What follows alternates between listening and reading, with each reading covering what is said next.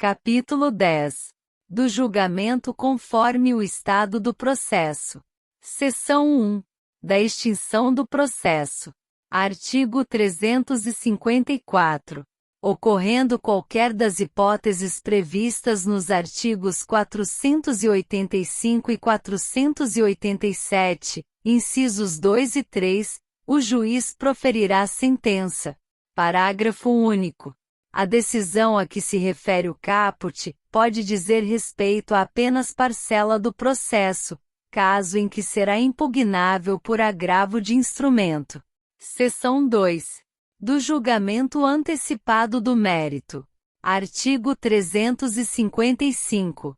O juiz julgará antecipadamente o pedido, proferindo sentença com resolução de mérito, quando: inciso 1. Não houver necessidade de produção de outras provas. Inciso 2.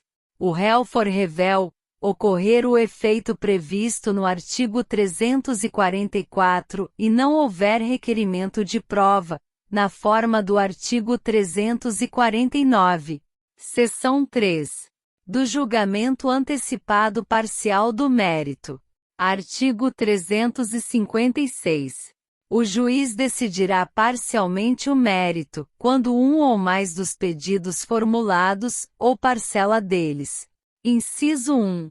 Mostrar-se incontroverso. Inciso 2. Estiver em condições de imediato julgamento, nos termos do artigo 355. Parágrafo 1º. A decisão que julgar parcialmente o mérito poderá reconhecer a existência de obrigação líquida ou ilíquida. Parágrafo 2º. A parte poderá liquidar ou executar, desde logo, a obrigação reconhecida na decisão que julgar parcialmente o mérito, independentemente de caução, ainda que haja recurso contra essa interposto. Parágrafo 3º. Na hipótese do parágrafo 2º, se houver trânsito em julgado da decisão, a execução será definitiva. Parágrafo 4º. A liquidação e o cumprimento da decisão que julgar parcialmente o mérito, poderão ser processados em autos suplementares, a requerimento da parte, ou a critério do juiz. Parágrafo 5º. A decisão proferida com base neste artigo é impugnável por agravo de instrumento. Seção 4. Do saneamento e da organização do processo. Artigo 357. Não ocorrendo nenhuma das hipóteses deste capítulo, deverá o juiz, em decisão de saneamento e de organização do processo. Inciso 1. Resolver as questões processuais pendentes, se houver. Inciso 2.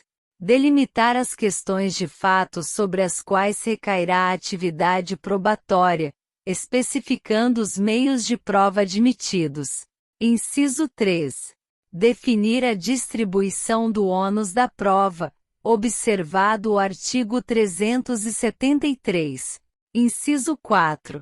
Delimitar as questões de direito relevantes para a decisão do mérito. Inciso 5. Designar, se necessário, audiência de instrução e julgamento. Parágrafo 1º. Realizado o saneamento, as partes têm o direito de pedir esclarecimentos, ou solicitar ajustes, no prazo comum de 5 dias, fim do qual a decisão se torna estável. Parágrafo 2º. As partes podem apresentar ao juiz, para homologação, delimitação consensual das questões de fato e de direito a que se referem os incisos 2 e 4, a qual, se homologada, vincula as partes e o juiz. Parágrafo 3º. Se a causa apresentar complexidade em matéria de fato ou de direito, deverá o juiz designar audiência para que o saneamento seja feito em cooperação com as partes. Oportunidade em que o juiz, se for o caso, convidará as partes a integrar ou esclarecer suas alegações. Parágrafo 4º. Caso tenha sido determinada a produção de prova testemunhal, O juiz fixará prazo comum não superior a 15 dias, para que as partes apresentem rol de testemunhas. Parágrafo 5º. Na hipótese do parágrafo 3º, as partes devem levar, para a audiência prevista, o respectivo rol de testemunhas. Parágrafo 6º. O número de testemunhas arroladas não pode ser superior a 10, sendo 3, no máximo, para a prova de cada fato.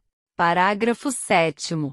O juiz poderá limitar o número de testemunhas, levando em conta a complexidade da causa e dos fatos individualmente considerados. Parágrafo 8º. Caso tenha sido determinada a produção de prova pericial, o juiz deve observar o disposto no artigo 465 e, se possível, estabelecer, desde logo, calendário para sua realização. Parágrafo 9º. As pautas deverão ser preparadas com intervalo mínimo de 1 hora entre as audiências.